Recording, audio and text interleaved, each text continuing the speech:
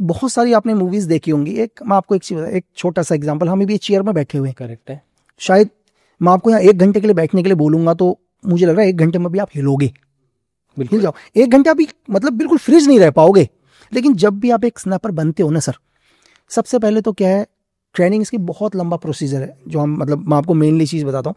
Camouflage and concealment, जिस जगह भी हम लोग जाते हैं, चाहे वो एनिमी का एरिया हो, कहीं भी हो, हम उसको पहले एनालाइज करते हैं हमारी टीम कि यार वो एरिया कैसा है। अगर सपोज करो मैं जैसलमेर में जा रहा हूँ तो डेजर्ट एक अलग होगा, अगर मैं नॉर्थ ईस्ट में जा रहा हूँ तो नॉर्थ ईस्ट के जंगल बहुत डिफरेंट हैं, अगर मैं जम्मू कश्मीर में जा रहा हूँ तो जम्मू कश्मीर के जंगल डिफरेंट हैं, दोनों को अलग है। देखो जम्मू कश्मीर में अगर मुझे टारगेट खत्म करना है तो वहां पर मुझे आर्क ऑफ फायर बहुत क्लियर मिल रहा है। कहने का मतलब है कि वहां की जो भी वहां जंगल के पेड़ हैं, वो जंगल के पेड़ के बीच में दुश्मन मुझे बहुत दूर तक मैं उसको एनालाइज कर सकता हूँ।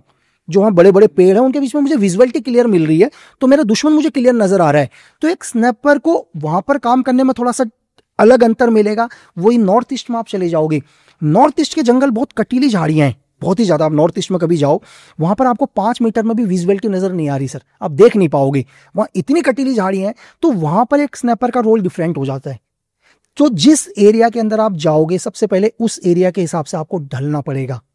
जिस जगह पर आप पोजीशन ले रहे हो, आप पोजीशन कहीं ना कहीं अपने एरिया में तो लोगे नहीं सर, आप कहीं ना कहीं दुश्मन के एरिया में ही लोगे ना, क्योंकि दुश्मन तो आपके एरिया में नहीं आएगा। तो डेफिनेटली आप दुश्मन के एरिया में जा रहे हो, तो आपको माइंडली बहुत स्ट्रांग होना पड़ेगा। ऐसा नहीं है कि आप एक स्नैपर हो, शायद आप किसी और स्नैपर का निशाना बन जाओगे सर। और दूसरी चीज, फायर करते समय जब भी एक स्नैपर फायर करता है ना सर, वो चाहे दिन की बात हो या रात की बात हो, सबसे बड़ी प्रॉब्लम होती है आपकी लोकेशन पता करना स्नाइपर की। अगर आपकी लोकेशन ही मिल गई तो आपको मार देगा ना। लेकिन जब भी बुलेट चलेगी तो पहली कोशिश होती है एक स्नैपर को कि लाइफ में उसकी लोकेशन ना पता कर पाए, क्योंकि हो सकता है स्नैपर तो उनका भी होगा ना सर। करेक्ट है। जब तक आपकी लोकेशन एनिमी को नहीं पता चल रही है तब तक आप सेफ हो। आपकी अगर लोकेशन रिवील हो गई तो आप मारे जाओगे। तो ये सोचो कि आप दुश्मन के एरिया में हो, दुश्मन को भी मार रहे हो और दुश्मन को आपकी लोकेशन भी नहीं पता चलनी चाहिए, तो बहुत टफ है सर। एनिमी इतना खतरनाक होता है सर कि बुलेट की आवाज से, जब गोली चलती है तो बुलेट की आवाज से बता देता है ये गन कौन सी है। अच्छा, बुलेट की सिर्फ आवाज से बता देगा कि गन कौन सी चली है। वो बता देगा AK-47 चली है, इंसास चली है, LMG चली है, M16 चली है, कार्बाइन चली है, पिस्टल चली है। तो इतने मतलब इतने ट्रेंड होते हैं वो लोग। आपको अपने पहनावे और इस पर भी ध्यान रखना होता है इस पूरे दौरान? नहीं, आपको तो सर ये तो ड्रेस तो अलग ही हो जाएगी। मैंने आपको कैमोफ्लेज एंड कंसीलमेंट बोल दिया ना आपको।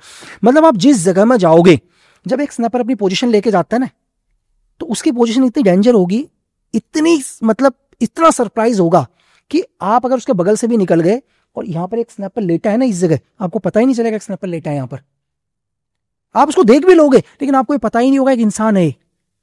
आप उसके बगल से जा चुके होंगे, उसकी वो अपने आप को पूरा अभी एक स्नैपर को सपोज करो आपके इसी मैट के ऊपर पोजीशन लेने के लिए बोल दिया जाए, तो वो इस हिसाब से इसमें अपनी पोजीशन बना लेगा सर। आपको पता ही नहीं चलेगा एक स्नैपर लेटा हुआ है। अब यहां भी नहीं, जब तक मैं आपको फिजिकली नहीं बताऊंगा कि यार एक स्नैपर लेटा है, तब तो आप ढूंढ ही लोगे इस एरिया के अंदर। लेकिन आप रैंडमली अगर आप यहां से 10 चक्कर भी लगा दो, आपको पता नहीं चलेगा एक स्नैपर यहां लेटा हुआ है सर। लेटा हुआ है। हाँ, वो चाहे 12 घंटे तक यहां लेटा रहे, आप बता नहीं पाओगे। 12 घंटे तक लेटा रहेगा, आपको पता ही नहीं चलेगा सर। कोई मूवमेंट नहीं, कोई मूवमेंट, अगर मूवमेंट ही हो गया तो फिर तो ट्रैक हो जाएगा ना। राइट। और वहां पर देखो सर, गलती एक ही बारी होती है, आदमी गलती करता ही नहीं है सर, क्योंकि दोबारा गलती करने के लिए बचेगा ही नहीं। जहां बात जान के आ जाती है ना, मैं आपसे क्या जहां वहां फिर आदमी काम करने का तरीका दूसरा हो जाता है। अगर आपको सिर्फ ये बोल दिया जाए कि यार दो डब्बे हैं, एक डब्बे के अंदर कोबरा है या वाइपर है, दूसरा डब्बा खाली है, अब हाथ डालो। आप हाथ डालने में भी 1 घंटे सोचोगे मैं हाथ किस में डालूं करके। यहाँ तो एक फिर भी आप मतलब 50% बचने के चांस है ना, क्योंकि अगर आपने खाली डब्बे में हाथ डालो तो आप बच जाओगे। तो फिर भी आप कम से कम 1 घंटे तक तो आपकी हार्ट बीट बढ़ जाएंगी, आप हाथ नहीं डाल पाओगे। फिर तो वहां तो आप दुश्मन के एरिया में हो सर, गलती माफी नहीं है वहां तो।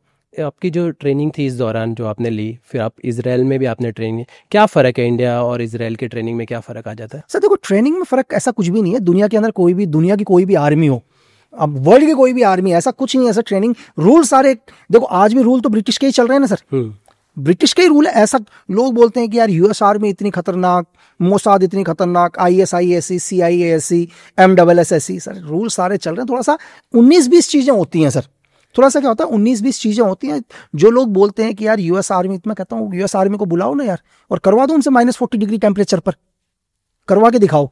एक्चुअली क्या है, ये मैं मानता हूं कि उनके पास टेक्नोलॉजी हमसे थोड़ी सी अच्छी होगी सर। ये मैं मानता हूं कि जो मैंने 08 पैक यूज किया होगा, मतलब 08 कहने का मतलब जिसके अंदर हम लोगों का सामान आता है, ऑपरेशन का हम लोग सामान रखते हैं, तो जिस 08 पैक में मेरा सामान होगा, मेरा वेट होगा सपोज करो 20 kg, तो मैं मानता हूं कि यूएस आर्मी का जो सोल्जर है उतना ही सामान वो 7 kg लेके चल रहा होगा। वो हमसे थोड़े से एडवांस है सर। हो सकता है जो मैं वेपन यूज कर रहा हूं, मेरे वेपन का वेट है 4 kg के समथिंग, वो मुझसे अच्छा वेपन 2 kg में वेट पर यूज कर रहा होगा। मैं टेक्नोलॉजी हाई मानता हूं उनसे, लेकिन अगर आप फिजिकल की बात करो या दुनिया बोलती है कि यार कि उनके सोल्जर ऐसे हैं, उनके सोल्जर ऐसे हैं, तो मैं सिर्फ उनसे ये कह रहा हूं सर, हमने दुनिया के लगभग चाहे वो यूएस आर्मी हो, रशियन आर्मी हो, सबके साथ एक्सरसाइज करी हमने। हम साथ में कंबाइंड ट्रेनिंग करते हैं और हमें पता है कि वो लोग कितने वो स्ट्रांग है, कितने नहीं है।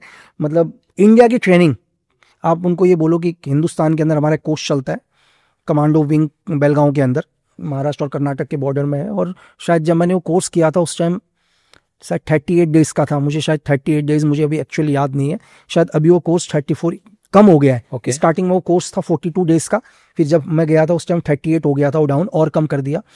तो वो 38 डेज 38 ईयर्स जैसे थे सर।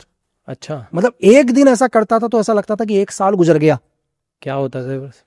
आपकी ट्रेनिंग स्टार्ट होगी सुबह 4 बजे से, ठीक है, 4 बजे आप पीटी ग्राउंड पर रिपोर्ट करोगे और रात को 1 बजे आप छूटोगे। अब कितने घंटे रह गए? 3 घंटे। 3 घंटे में जाने के बाद आप अपना वेपन भी जमा कराओगे। ऐसा नहीं कि जाते ही 1 बजे आपको छोड़ दिया तो आप बगल में बेड पर लेट जाओगे, ऐसा नहीं।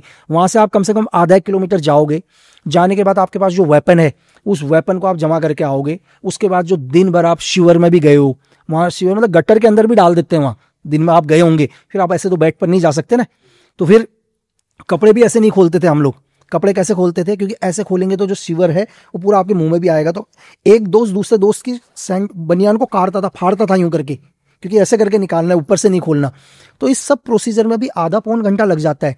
इसके बाद जाके बेड में जाएंगे, फिर बेड में जैसे ही लेटेंगे सर 2-2.5 घंटे के बाद फिर दोबारा पीटी ग्राउंड पर रिपोर्ट करना है।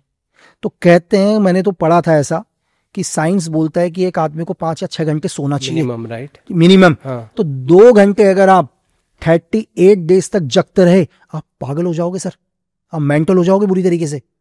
मैं बहुत लोगों को बोलता हूं कि आप लोगों ने कहावत सुनी होगी कि लोग खड़े खड़े सो जाते हैं। मैं आपको ऐसा बताऊं कि मैंने जीवन में वो देखा है कि चलते चलते सोना। आपको एकदम मतलब वहां पहले इंस्ट्रक्टर बोलते थे कि भाई सबको एक ही है हिदायत है कि कोई भी चलते चलते नहीं सोएगा, क्योंकि चलते चलते आप सोओगे 4 कदम आप खाई के अंदर गिर जाओगे, बचोगे नहीं। आपको पता है क्योंकि आप पगडंडू में चल रहे हो, खाई नीचे पूरी खाई है और आपकी आंख लगी और 3 आप सीधे नीचे। तो कई बार हमारे को क्या लगता था जब हम रोड पर चलते थे एकदम से नींद खुलती थी, और यार अब तो कितने 4 कदम आगे करके। तो मैंने चलते चलते सोने वाली उड़ाल है। दुनिया का सबसे खतरनाक चीज है सर सोना।